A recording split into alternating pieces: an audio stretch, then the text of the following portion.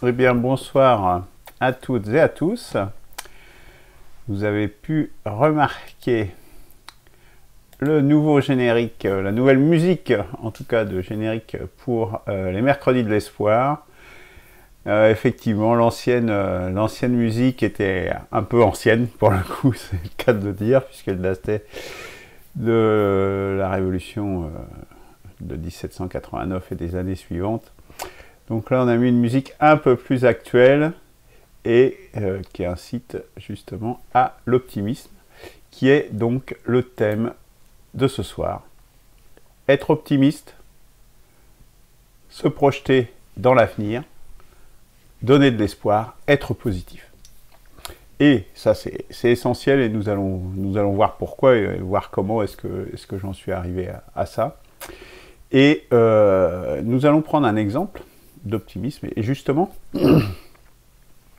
en posant dans cet espoir ce que veut dire cet espoir. Nous allons voir l'exemple de ce qu'aurait changé dans la crise du Covid-19, ce qu'aurait changé la 6ème République proposée par une perspective de la 6ème République justement. Donc c'est un cas d'école très intéressant de ce vers quoi nous pouvons aller. Alors,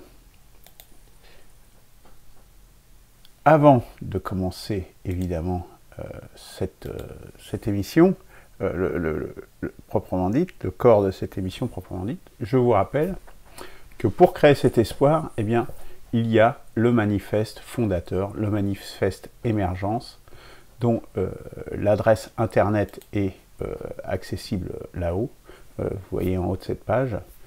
Commandez-le, c'est vraiment un résumé de tout ce que toute la démarche impécicère et en quoi elle peut gagner, et en quoi elle va gagner. C'est très court, c'est une trentaine de pages, ça se lit très bien, ça ne nécessite aucune référence extérieure. Commandez-le, popularisez-le autour de vous. Si on veut réorienter la démocratie pour échapper à la barbarie et ouvrir un avenir bonifié, c'est un élément essentiel. Autre chose importante à savoir, c'est que ça c'est le premier volet d'émergence. Il y a un deuxième volet émergence idéologique qui est en cours de rédaction, qui est quasiment finalisé, dont la mise sous presse va être faite dans les jours à venir. C'est en cours de relecture finale. Donc là, qui sera destiné aux intellectuels, aux journalistes, et à tous les métiers intellectuels, je dirais, et toutes les personnes qui seront intéressées évidemment par ce manifeste, dans cette dimension-là, une des 4 dimensions dont nous allons parler ce soir, notamment. Donc commandez-le, popularisez-le via l'email, vous envoyez un courrier à l'adresse qui s'affiche, un pesticère, Monsieur Luc Laforêt, boîte postale 30 41 400 Montrichard. Si on veut s'en sortir, il n'y a pas 36 solutions, c'est réellement ce manifeste qui synthétise tout, qui doit être diffusé. Inclus dans ce manifeste, je rappelle, le logiciel Crypt, des clés d'accès en tout cas, puisqu'il est téléchargeable sur le site de eCompagnon Software, et donc qui vous permet un cryptage sécurisé et de disposer d'un coffre-fort sécurisé sur votre ordinateur, inviolable. Donc ça c'est quand même assez intéressant aussi, en plus de ça. Tous les détails sur les tarifs, etc., évidemment, hein, ça coûte de l'argent d'éditer ce manifeste. L'idée c'est que les citoyens volontaires participent et se mettent en marche pour rendre possible un avenir bonifié. Sinon, rien ne sera possible et nous irons vers la barbarie. Donc, quelque part, c'est le choix que nous devons faire, que nous avons face à nous. Émergence. Alors, ce soir, optimisme plus ambitieux plus espoir égale avenir. Voilà l'équation de ce soir, et c'est toute l'équation et tout est là en définitive. Hein. C'est aussi pour ça qu'il y a ce manifeste, c'est pour ça qu'il y a toute cette démarche. C'est pour cette raison-là, parce que sinon, on va aller vers la barbarie. Et on va voir en quoi c'est intéressant et comment j'en suis arrivé à cette démarche, justement. Je vais donner mon parcours personnel, et vous verrez pourquoi. Eh bien, c'est très important, ça change tout, en définitive. Donc, je commencerai justement que comment j'ai décidé d'être optimiste, parce que oui, la situation est grave. Hein. Du coup, quel espoir on pourrait envisager? Et la conclusion de quel espoir on pourrait envisager, c'est que oui, un espoir est possible. On pourrait être dans une situation grave et qu'il n'y ait aucune issue. Ça pourrait arriver aussi. Non, nous avons une chance, nous avons encore une chance, mais ça ne durera pas. Nous avons encore une chance, c'est qu'un espoir est possible. Donc il faut jouer cette carte et la jouer à fond. Et c'est pour ça qu'il faut être optimiste et qu'il faut la jouer de façon optimiste. Sinon, cette carte ne pourra pas être jouée. Comme je disais, un exemple dans quoi justement on peut être optimiste avec des solutions tout à fait réalistes, sur l'exemple du Covid-19 et ce qu'aurait changé justement si on avait mis en place, comment ça aurait changé cette crise, hein, si la 6ème République avait été en place. Rien qu'à l'échelle de la France, on va même se limiter à ça. Hein. Et puis, on conclura par faire grandir l'espoir, justement, comment faire pour que cet espoir se propage, se diffuse, et devienne, et que l'optimiste regagne les cœurs. Alors, comment, moi, Luc Laforêt, comment ai-je décidé d'être optimiste? Alors je militais dans une organisation gaulliste depuis peu de temps, hein. J'avais adhéré à cette association un peu avant le 17 novembre 2018, juste avant les Gilets jaunes, auxquels j'ai participé aussi évidemment, surtout au début. Et voilà. Mais dans cette organisation, il y a eu notamment les élections européennes en juin, en mai-juin, et où ça a été un échec. Et puis, j'ai constaté que dans cette organisation, en fait, mais c'est pas propre à cette organisation, hein, c'est assez général, les gens étaient souvent toujours à se plaindre, à dire « Oh là, ça va pas, ça va pas, ça va pas », à se lamenter, en fait, qu'il y a des problèmes qui montent, on voit bien les problèmes monter, donc on est dans le constat, hein, et donc des gens qui sont dans une démarche pessimiste, voire passéiste, parce qu'ils disent « C'était mieux avant ». Voilà, et en fait, leur position, c'est de dire, quelque part, leur leitmotiv, c'était de dire, faudrait revenir avant, quand j'étais jeune, etc. Hein. Et ça, c'est juste pas possible, quoi. Parce que même si c'est vrai, ça n'aboutit à rien, ça ne donne rien, ça ne vous projette pas dans l'avenir.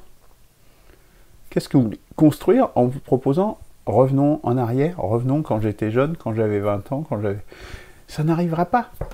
Ça ne sert à rien de se mettre là-dedans, et ça ne fait que mariner dans dans un passéisme, dans un pessimisme, et qui ne peut absolument pas emmener la société ni la jeunesse avec soi.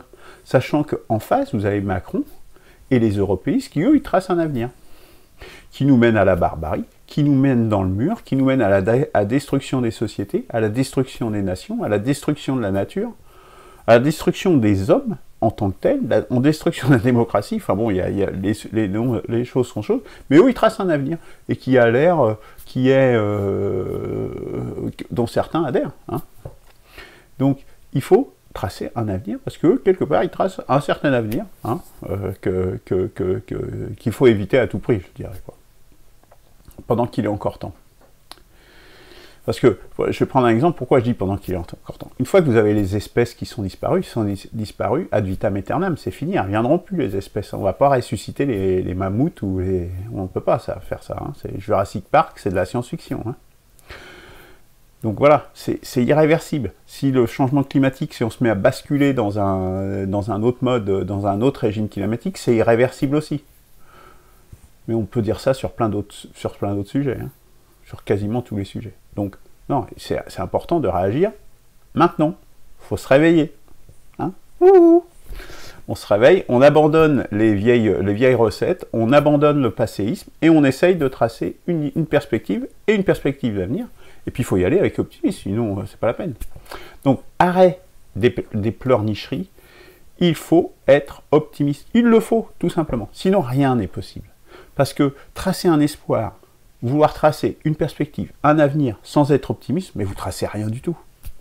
Donc, moi, j'ai décidé d'être optimiste, résolument optimiste. Et point barre, c'est tout. C'est pas une question. Et à partir de là, vous changez de perspective, vous changez votre façon de voir les choses, et vous vous projetez dans l'avenir, et puis le passé, c'est le passé, et puis c'est tout. Il faut s'appuyer sur le passé. C'est pas une négation du passé, attention. Mais au contraire, on s'appuie dessus pour aller de l'avant. Alors, et voilà. Et c'est une condition de la réussite. Sans optimisme, surtout que là, on a quand même un gros changement à faire, sans optimisme, mais vous n'arrivez à rien. Vous n'arrivez jamais à rien sans passion, hein, sans un minimum de passion, sans un minimum d'engagement, sans un minimum d'élan. Donc voilà pourquoi il faut faire ça. Donc il faut vraiment arrêter. C'est une des choses qu'on a postées là sur notre groupe Facebook. Voilà, stop aux lamentations, aux pleurniches, etc. Soyons positifs, optimistes et réunissons-nous. Parce qu'on peut se réunir, on peut y arriver, mais il faut se réunir sur quelque chose. Moi, c'est ce que je propose, hein, c'est de se réunir autour d'un tronc commun, c'est-à-dire autour d'un leader, autour d'une direction, et on va tous dans cette direction-là. Parce que si chacun fait son truc dans son coin et espère que ça va converger un jour, ça n'arrive jamais. Ça n'existe pas, ça. Donc il faut arrêter les rêveries aussi, hein. Il faut aller tracer une voie. Et puis l'avenir, en marchant, l'avenir va se décanter. C'est en marchant qu'on arrivera à décanter, à faire avancer les choses.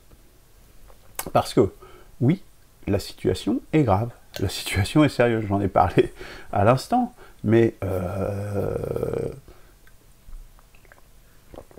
être optimiste, être ambitieux, avoir un espoir, avoir un avenir, ça ne veut pas dire d'avoir un optimisme béat, comme certains qui croient par exemple ce qu'ils appellent la transition écologique va se faire toute seule, etc.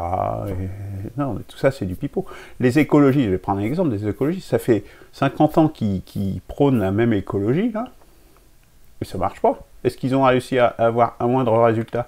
À part supprimer les sapins de Noël dans les villes, c'est tout ce qu'ils arrivent à faire. C'est-à-dire des trucs complètement débiles. Il faut appeler les choses un chat, quoi. Ou emmerder les chasseurs, des trucs qui n'ont rien à voir avec l'écologie, quoi. L'écologie, les enjeux sont beaucoup plus importants que ça, mais dans la réalité, ils sont complètement à côté de la plaque. Donc eux, ils sont complètement à côté de la plaque. L'idée, c'est justement d'être dans l'espoir, mais dans un espoir avec du réalisme. Parce que la barbarie, je veux dire, c'est l'autoroute vers l'enfer. Hein. Et je pèse mes mots. Je pèse mes mots. Regardez ce qui s'est passé en Syrie, regardez ce qui se passe en Afrique de l'Ouest, ce qui s'est passé en Côte d'Ivoire et ce qui s'y passe encore. C'est pas du tout exclu que ça se passe en France. Hein. Pourquoi la France, il y a des choses qui se passent pas si mal jusqu'à aujourd'hui? Parce qu'on vit sur la dette. Demain, il y a fermeture des robinets de la dette. Vous croyez que ça va se passer comme ça? Je vais vous dire, ça va être assez terrible. Hein, et il va y avoir plein de gens qui vont commencer à se révolter et à se tabasser les uns sur les autres. Là déjà, on voit avec la barbarie du Covid-19 et la situation économique, la crise économique dans laquelle ça nous précipite, vous allez voir, oui, c'est l'autoroute vers l'enfer. Donc, il faut se bouger un petit peu, il faut peut-être sortir un petit peu de sa zone de confort, se dire pragmatiquement ce vers quoi on peut aller. Parce que regarder la réalité en face, c'est pas être pessimiste, c'est être réaliste. Et pessimiste et réaliste, c'est pas la même chose. Parce que le réalisme, c'est la condition pour tracer un espoir. Si vous voulez tracer un véritable espoir, quelque chose qui marche, parce que sinon, si c'est pour se raconter justement un optimisme béat, disant bah ça va se faire tout seul, ça va s'arranger, etc. Non, ça n'existe pas. Hein. Laisser pourrir les situations, mettre la poussière sous le tapis, ça ne marche jamais. Hein. La poussière finit toujours par ressortir. Donc, être réaliste, c'est pas du tout être pessimiste, c'est pas du tout la même chose. Hein. Il faut être réaliste, ça veut dire qu'on est pessimiste. Voilà, c'est ce que je dis. Le réalisme, c'est aussi un moyen d'un véritable espoir. Car, voilà. Et c'est un véritable espoir, pourquoi? Parce que justement, on sait qu'on ne se raconte pas des histoires.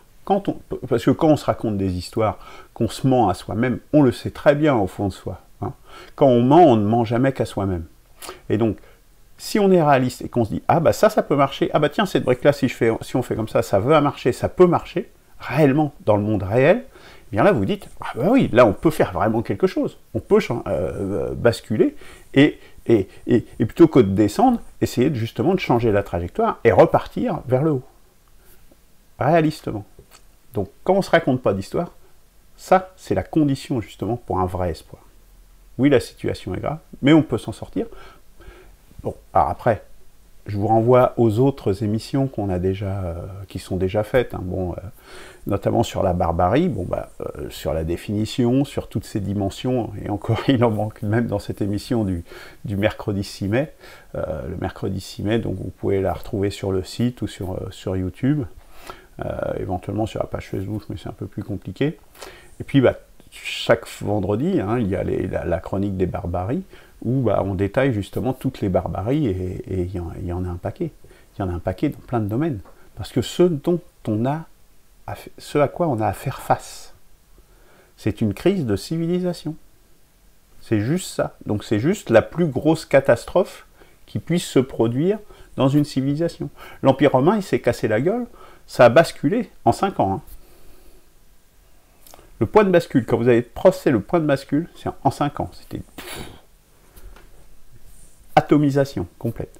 Mais atomisation, à l'époque, c'était une division. Hein. Aujourd'hui, atomisation, ça peut prendre aussi un autre sens et bien plus dramatique. Quand on voit qu'ils sortent des traités ou qui ne veulent pas renouveler les traités de limitation des armements nucléaires, ça a de quoi quand même très fortement inquiéter. Surtout que là, on se dit, enfin, on ne sait pas, on verra sur les élections américaines, mais bon, si les démocrates passaient, ça favoriserait la guerre, ça c'est évident. Il suffit de regarder les faits. Une fois de plus, il ne faut pas se raconter des histoires, il faut regarder ce qui s'est passé dans les faits.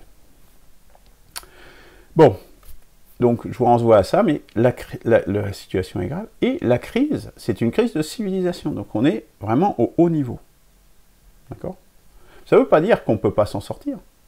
Ça ne veut pas dire ça. Ça veut dire qu'il ne faut pas se laisser aller, il ne faut pas continuer à se laisser aller, il faut rebondir, il faut justement tracer un espoir. Mais quel espoir, justement? Eh bien, quand on a identifié le problème, déjà, c'est une première bonne nouvelle. Si on se dit c'est une crise de civilisation, donc c'est une crise globale, c'est pas donc par une petite mesure à droite à gauche, comme Brexit ou Frexit ou un petit changement dans la Constitution, etc. Ça sera pas suffisant. C'est pas ça qui va vous permettre. Donc avoir posé le bon diagnostic, avoir identifié le problème et avoir mis un nom dessus, c'est déjà 50% du travail, parce que vous ne vous trompez pas d'objectif.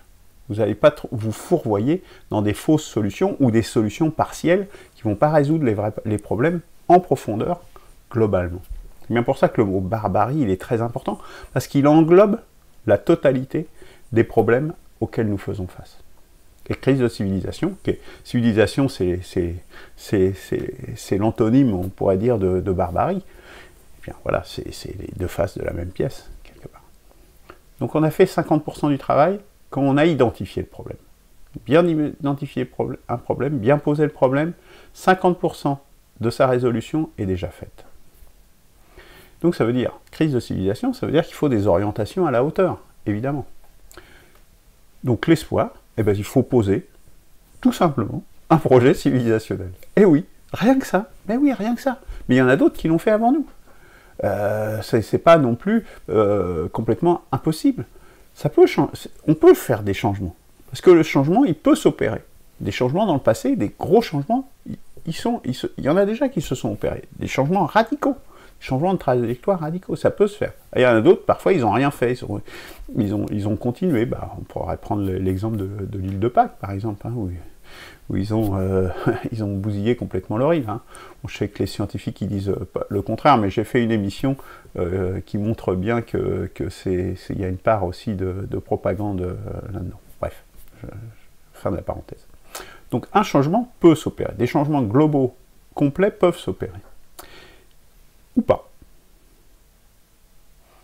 Soit on fait un changement, ou pas.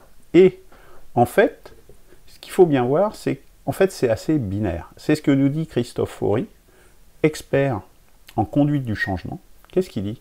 Il dit « Un système ne peut changer que comme un seul homme. » Soit il change, et il peut changer profondément, ou alors il ne changera pas du tout. Voilà l'alternative dans laquelle on est. Soit le changement est possible, et ça peut être un changement très important, considérable, soit le changement n'est pas possible, et à ce moment-là, vous resterez dans la situation bloquée. Donc voilà, le tout. Donc, ouais, le changement en lui-même, c'est pas l'ampleur du changement n'est pas importante en définitive. Le tout, c'est de savoir, la question, c'est pas tellement ça. La question, c'est de savoir, est-ce qu'on peut changer, ou est-ce qu'on ne peut pas changer? Et si on peut changer beaucoup. Voilà ce que ça veut dire. Alors, oui, un espoir est possible. Donc, poser le bon diagnostic, c'est ce qu'on essaye de faire. Donc, on trouve les bonnes solutions. Donc, on peut vraiment ouvrir un espoir réaliste. Et du coup, c'est facile d'être optimiste. Enfin, moi, c'est pour ça que je suis tout à fait optimiste, parce que je me dis, il suffit de faire ça, c'est pas si compliqué, c'est qu'une volonté humaine. Ce n'est qu'une volonté humaine. L'homme est maître de son destin. Il n'y a rien, et ce n'est pas des extraterrestres, ce ne sont pas des trucs complètement externes à nous qui font qu'on ne peut pas changer. On peut le faire. Et dans le cadre au moins déjà d'une nation, d'un pays, on peut le faire. Ah, si on avait un gouvernement mondial, ça serait beaucoup plus difficile, ça je vous l'accorde. Mais là, on est encore en capacité, on est encore, alors, pas complètement souverain, mais on a quand même des leviers importants encore en main, le peuple français, et les autres peuples aussi, pour faire advenir le changement, justement. Quand un tyran sera mis en place, ça sera beaucoup plus difficile. Hein. Alors, je veux dire que lui, c'est déjà pas mal un tyran, Macron, ça je vous l'accorde. Mais il y a quand même une élection qui est prévue en 2022. Il pourra être viré s'il n'est pas réélu, quand même. Donc, 2 conditions pour l'espoir, pour que ça se réalise. 2 conditions. Identifier les racines des dérives actuelles. Et ça, c'est important. Donc, moi, je pense avoir identifié les 2 racines essentielles. Et on a un problème dans le... Enfin, c'est pas moi qui l'ai identifié, c'est Simone Veil. Je ne m'attribue pas ça. C'est Simone Veil qui l'a découvert, parce qu'il y a des gens... Il faut s'appuyer justement sur le passé pour pouvoir se projeter dans l'avenir et sur les grands penseurs du passé. Et Simone Veil, elle a bien mis en évidence le problème qui était au cœur du logiciel républicain, c'est que justement c'est un état de droit. Et le droit, ce n'est qu'un moyen. Ce qu'il faut, c'est proposer une expression de besoin. Qu'est-ce que vous faites quand vous faites un projet informatique ou autre? Vous posez un cahier des charges, vous posez une expression de besoin. Et après, charge à celui qui réalise l'œuvre, les travaux, à respecter ce cahier des charges, à respecter cette expression de besoin. Eh bien, la Déclaration des droits de l'homme, c'est pas ça. On est déjà dans la mise en œuvre. On a mélangé mise en œuvre et expression de besoin. Eh bien, il y a un problème dans le cœur du logiciel républicain, c'est ce qu'il faut changer, au cœur du cœur de la Constitution. Ça, c'est une première chose. Et la deuxième chose, c'est dans la dernière période, puisqu'il y a eu d'autres périodes depuis que la République s'est mise en place, c'est la dernière période, c'est le néolibéralisme. Et donc, avec cette mondialisation, ce marché globalisé, tout marché dans tous les domaines, les oppositions de tous contre tous, et au travers justement des transgressions qui permettent les oppositions de tous contre tous, des hommes contre les femmes, des enfants contre les parents, des producteurs contre les consommateurs, etc., etc., etc. Tout est bon pour diviser. Voilà les 2 racines essentielles des problèmes que l'on a aujourd'hui. Néolibéralisme avec les transgressions et le cœur du logiciel républicain qui nous donne une solution. Et donc, comme c'est une crise civilisationnelle, toute réponse doit au moins adresser les 4 domaines suivants. Le domaine politique, le domaine idéologique, le domaine spirituel et le domaine sentimental. Vous ne refondrez pas une civilisation, puisque c'est bien de ça dont il s'agit, puisque c'est ça le problème. toute solution de niveau inférieur qui ferait par exemple que le volet politique, et voué à l'échec. Voué à l'échec. Ça ne pourra pas marcher, parce que les autres dimensions ne sont pas adressées. C'est bien, justement,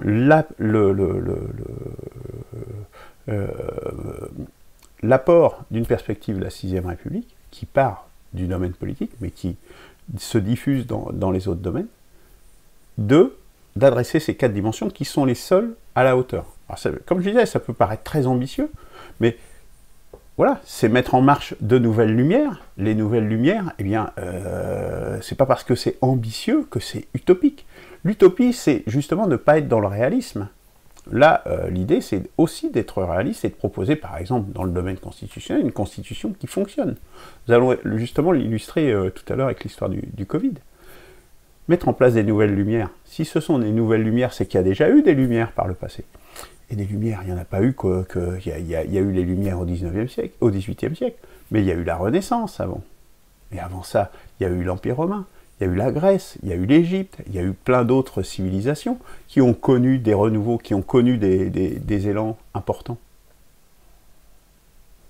C'est pas du tout utopique. C'est ambitieux, mais ce n'est pas utopique. Ce qu'il faut, c'est mettre en place des solutions réalistes et pas se raconter d'histoire. Ça, c'est clair. Mais la différence entre l'utopie, justement, et l'ambition, c'est là. C'est que l'utopie, on fait des plans sur la comète en se faisant plaisir et en se racontant, ouais, si on faisait ça, ça serait tout beau, et puis tout le monde, il est beau, tout le monde, il est gentil, et c'est le monde des bisounours. Non. C'est pas du tout ce que propose une perspective de la 6ème République. Pas du tout. Justement, c'est de s'ancrer dans le réalisme. Donc c'est ambitieux, mais réaliste. C'est l'objectif. Et si vous détectez quelque chose dans la proposition d'une perspective de la 6ème République qui n'est pas réaliste, dites-le, puisque ça ne fera que renforcer le mouvement. Ça ne fera que renforcer les choses. Si on détecte quelque chose qui n'est pas suffisamment réaliste, suffisamment les pieds sur terre, eh bien, il faudra l'adresser, le corriger, pour justement que ça soit réaliste. S'il y a une faille, il faut le dire.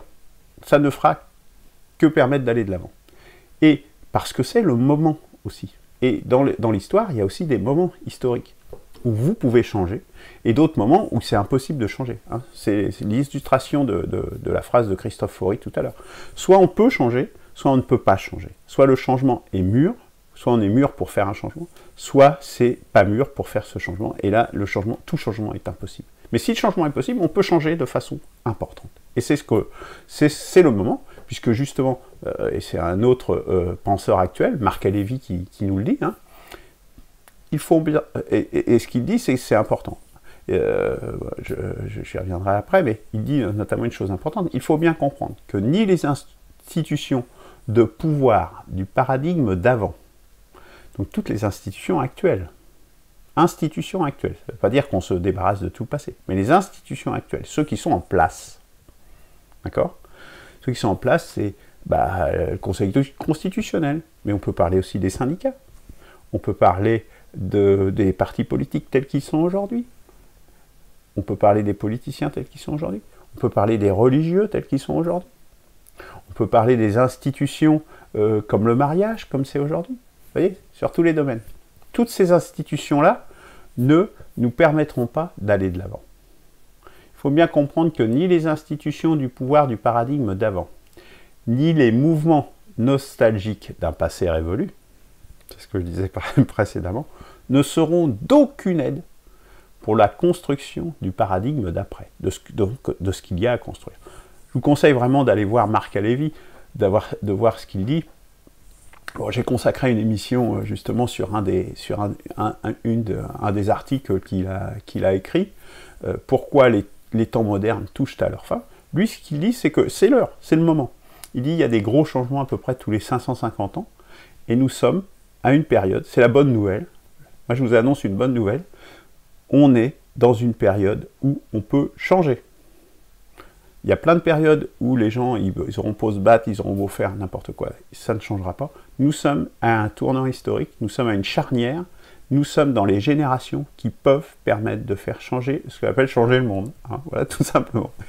Eh bien nous sommes dans ce type de période. Regardez cette émission, elle est intéressante. C'est une émission en 2 parties. La première partie était dans la chronique des barbaries, justement. Ce qui fait aussi le même constat, évidemment, que nous sommes dans une fin de cycle. Donc, voilà. et regardez cette émission, vous verrez que c'est très encourageant et c'est vraiment moteur d'espoir. Donc oui, un espoir est possible, la question est répondue. Alors, prenons une illustration. Illustrons le propos sur un domaine, le domaine politique. Bon, c'est un domaine que les gens peuvent connaître à peu près. Bon, on va voir un petit peu ce qui va se passer. Ce qu'aurait changé la 6ème République, donc dans le domaine politique, dans le domaine des institutions, si la 6ème République était en place. Bien déjà, on aurait retrouvé une République souveraine.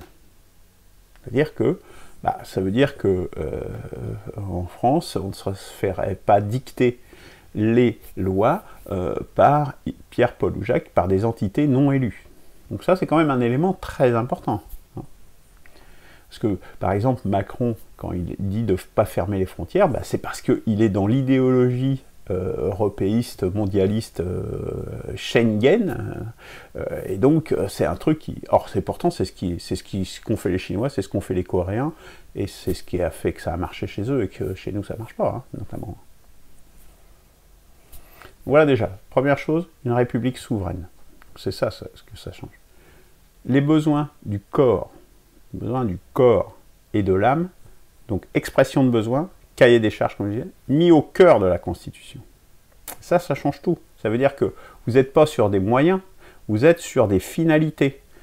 Vous vous débrouillez comme vous voulez, les politiques. Ce qu'il faut, c'est respecter ces besoins du corps et de l'âme.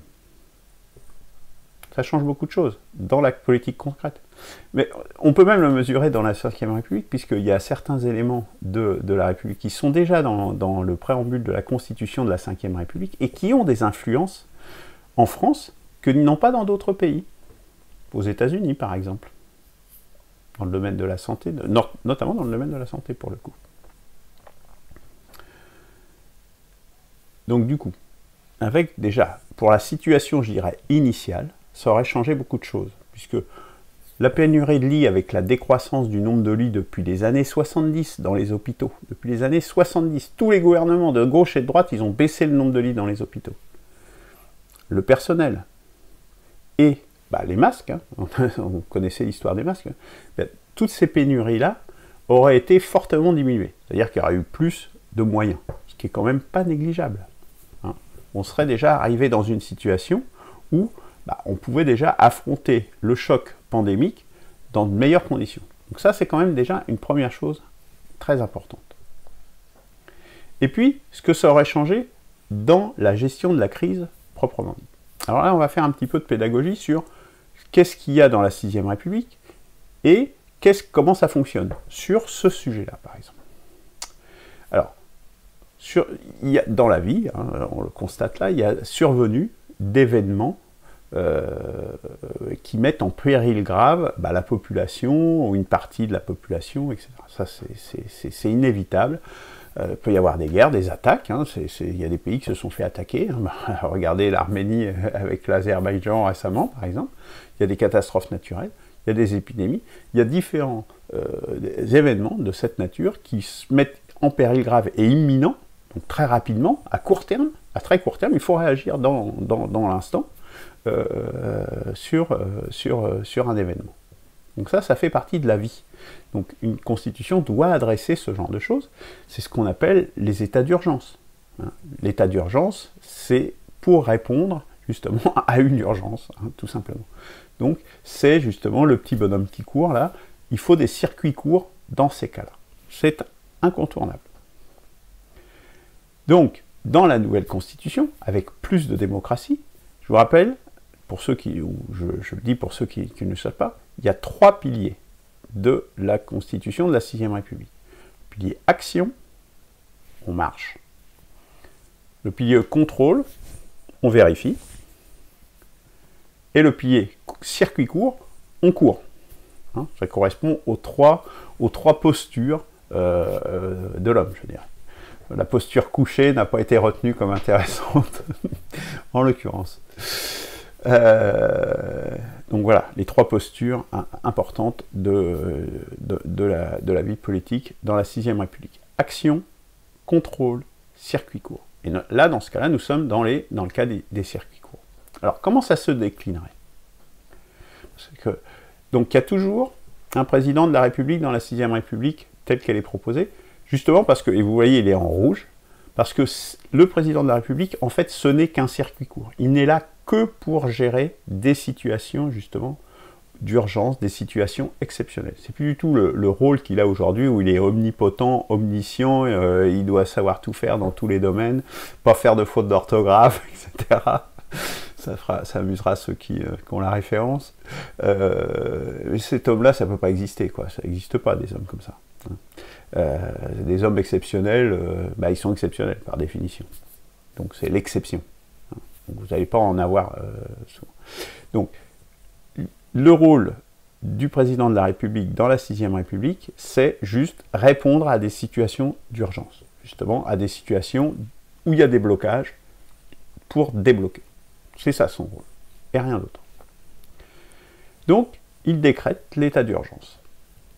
Donc, mais pas sur n'importe quoi, sur un périmètre et sur une durée bien précise, et pour une durée, un an maximum. Ça, c'est la première étape. Il déclenche le processus. C'est lui qui déclenche le processus, peut-être sur proposition du gouvernement. À partir de là, les décisions vont être prises en Conseil des ministres, entre le président de la République et le gouvernement, justement. Donc, les ministres. Avec une prise de décision qui ne peut se faire qu'à la majorité, évidemment, avec 50% des voix pour chacun. 50%, on peut dire une voix par ministre, admettons, et autant de voix pour le président de la République. Ce qui fait que le président de la République ne peut rien imposer contre l'unanimité du gouvernement. Donc, c'est pas non plus, il peut faire tout ce qu'il veut et n'importe quoi. D'accord? Ça, c'est déjà une chose importante. Parce qu'ils peuvent être d'une majorité différente, hein, d'abord différent, le président de la République et le gouvernement, en l'occurrence. Bon, dans les situations d'urgence, généralement, on arrive à des consensus, mais ça limite, en fait, les passe-droits et les n'importe quoi, comme on peut le rencontrer. Donc ça, c'est pour la phase, je dirais, initiale.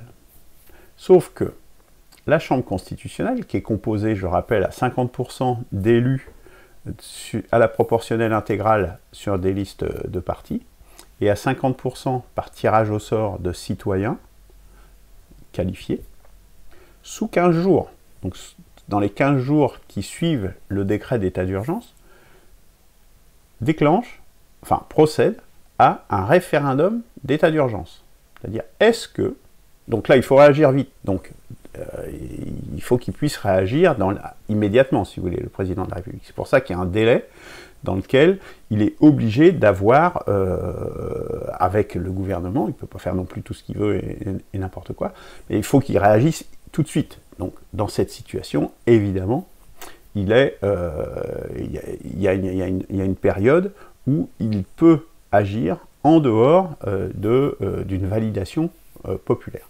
Mais sous 15 jours, la Chambre constitutionnelle, donc une autre institution, l'institution de contrôle, va vérifier justement qu'il est bien légitime à faire cet état d'urgence. Donc sous 15 jours, elle organise un référendum d'état d'urgence, et à partir de là, le peuple tranche. Ou bien il valide ce qui a été proposé par le président de la République, ou bien il le désavoue, et ça vaut destitution immédiate du président de la République. Donc dans notre situation de Covid-19, toute la situation d'état d'urgence qu'ils ont pris de leur propre initiative avec la Chambre à peine consultée, etc., et leur petit comité ad hoc, là, ça n'existe pas. Ils peuvent faire le chose, parce qu'il faut réagir vite, ok, pour 15 jours, mais sous 15 jours, le peuple est consulté. Et par exemple, on peut très bien imaginer que pour le premier confinement, peut-être que le président aurait eu un accord. Pour le deuxième confinement, je suis déjà beaucoup moins certain que ça se serait passé de la même façon. D'accord? Donc, c'est le peuple qui décide si on peut être sous régime d'état d'urgence ou pas. C'est le peuple qui est souverain. Et on ne pourra pas lui imposer quelque chose comme ce qu'on lui impose depuis un certain temps, sans qu'il en soit d'accord majoritairement. C'est au peuple de trancher. Dans une démocratie, c'est le peuple qui est souverain. Et voici le mécanisme pour les cas où il faut réagir rapidement. Donc ça change quand même énormément de choses, parce que là, le référendum, voilà. Hein. Et c'est pas la même institution qui déclenche le référendum. C'est très important que ça soit justement une institution indépendante. Parce que sinon, vous imaginez bien que si c'était le président de la République ou le gouvernement qui organisait le référendum, on se doute déjà du résultat à l'avance, voire est-ce qu'on ferait vraiment le référendum. Voilà. Non, il faut que ça soit une autre entité, une autre institution indépendante qui gère ça avec ses propres moyens et sa propre administration. C'est la Chambre constitutionnelle. Poursuivons. Donc ça aurait changé, vous voyez, enfin, là on a dans le cœur du changement, hein, en définitive. Et puis, dans le déroulement, donc on est en admettant que l'état d'urgence ait été accepté par le peuple, donc c'est pour de toute façon un périmètre et une durée donnée. Hein. S'il a dit c'est un état d'urgence pour 3 mois, bon, l'état d'urgence, il dure 3 mois, et pas plus. Il faudra renouveler à ce moment-là c'est 1 an maximum, hein, on ne peut pas faire plus d'1 an. Et là, ça ne veut pas dire que les chambres ne jouent plus de rôle, hein, les chambres, tout ce qui est décrété dans le cadre de l'état d'urgence doit être présenté devant les 3 chambres, et des avis peuvent être émis par ces chambres. Ils peuvent même proposer des solutions. C'est même leur travail, je dirais, justement, d'être là d'être force de proposition et d'avis. À partir de là, si il y a des choses qui semblent, notamment la Chambre constitutionnelle, mais on pourrait très bien imaginer que ce soit des partis aussi qui le fassent, la Chambre constitutionnelle, si elle voit qu'il y a des dispositions qui violent ou qui ne sont pas bien en accord, ou que ces avis ne sont pas bien pris en compte, qu'il y a des abus de pouvoir en définitive, des représentants dans le cadre de l'état d'urgence, eh bien ils peuvent redéclencher un référendum. Plus encore, le peuple, de sa propre initiative, ou un parti politique, même minoritaire à l'Assemblée nationale par exemple, pourrait dire, oui, mais là ils sont en train de prendre une disposition qui ne plaît pas au peuple. Eh bien, en ayant recueilli le nombre de signatures suffisantes, 1 ou à 2% du corps électoral, eh bien, les citoyens français, même dans le cours de l'état d'urgence, pourront dire « Oh, là, ça ne va pas, il faut corriger ça ». Alors après, c'est le RIC, voilà, c'est le RIC qui s'impose, et après, c'est le RIC qui choisit, enfin, ça dépendra du sujet du RIC, hein, mais le RIC n'a pas de limitation de compétences. Donc, il pourra décréter, maintenant, vous arrêtez l'état d'urgence, ou autre chose, ou vous mettez ça en place, enfin, après, ça dépend. Le sujet du RIC, il est libre, je dirais, hein, voilà. Donc voilà aussi ce que ça aurait changé, si vous voulez. Si on s'aperçoit que ça a trop de conséquences, par exemple, on le voit aujourd'hui, les conséquences négatives de ces confinements et de tous ces trucs-là risquent d'être bien pires que la pandémie elle-même. Donc tout ça parce que ces gens, ils se mettent un parapluie, ils ne veulent pas être inquiétés, être mis en tôle, voire si ça peut leur permettre de casser la sécurité sociale en même temps, ça pourrait, théorie du choc, hein, vous savez, ça peut peut-être servir. Bon. Je pense qu'au final, tout le monde y perdra parce qu'on va vers la barbarie. Hein, et le Covid n'est qu'une manifestation de la barbarie. Donc voilà ce que ça change, la 6ème République, si elle était en place. Vous voyez que ça change beaucoup de choses. Le peuple a le dernier mot, en tout état de cause. C'est la fin des comités théodules tels qu'à Macron, avec son conseil de défense, là où c'est des mecs qui ne sont pas élus, qui sont rien du tout, qui sont là et qui gouvernent la France. C'est ce qui se passe aujourd'hui. Et donc c'est complètement antidémocratique ce qui se passe. Il y a une interview, je crois, de Mélenchon qui explique ça très bien. Hein. Pour le coup, il y a beaucoup de gens. Moi, j'ai vu des réactions de gens qui disent « Ah, Mélenchon, je l'aime pas, mais là, pour une fois, il a bien parlé. » Bon, visiblement, moi, j'ai pas bien vu cette vidéo, j'ai vu qu'un extrait, mais bon, regardez là, je pense que ça doit être intéressant, j'imagine. Au final, validation ou destitution. C'est-à-dire que le chef de l'État, enfin, c'est plus le chef de l'État, en l'occurrence le président de la République dans la 6ème République, donc le président de la République, avant de décréter l'état d'urgence, il va y réfléchir à 2 fois. Parce qu'il se dit, si je ne suis pas validé, il m'éjecte. Donc il va y réfléchir aux 2 fois, croyez-moi, avant de proposer l'état d'urgence. Enfin, le RIC, à tout moment, peut rechanger, si le peuple a aussi le droit de changer d'avis, d'avoir dit à un moment donné on vous a donné un blanc-seing, mais là ça va trop loin maintenant, on n'avait pas mesuré toutes les conséquences de ce qu'on avait dit, on peut changer. Le RIC à tout moment peut remettre en cause ce qui a été décidé précédemment. Ça change quand même beaucoup de choses, non, par rapport au déni de démocratie et de la situation dans laquelle on est aujourd'hui. Voilà ce que aurait changé la 6ème République dans la gestion, avant déjà, je le rappelle tout à l'heure, et dans la gestion de la crise, telle que si elle survenait. Voilà, moi je crois que voilà, c'est un motif d'espérance. Mettons ça en place, c'est faisable. Hein. On change le préambule, on change un certain nombre de choses. On ne nie pas les forces, on reste réaliste, on ne nie pas qu'il y a des partis politiques, on ne nie pas qu'il y a des gens, il y a le patronat, il y a des forces salariées, il y a les agriculteurs, etc. On ne nie pas les forces, mais on les oriente d'une autre direction. Donc c'est réaliste. Donc ça, je pense que ça donne vraiment un espoir positif. Et cet espoir, il faut le faire grandir, parce que évidemment, ça ne sera pas tout seul. Moi, je vous raconte tout ça, mais tout ça, c'est de la théorie. Il faut le faire advenir, il faut le faire arriver. Donc, il faut se mobiliser. Il faut sortir de sa zone de confort en se disant, oui, tout ça, ah oui, c'est bien, etc.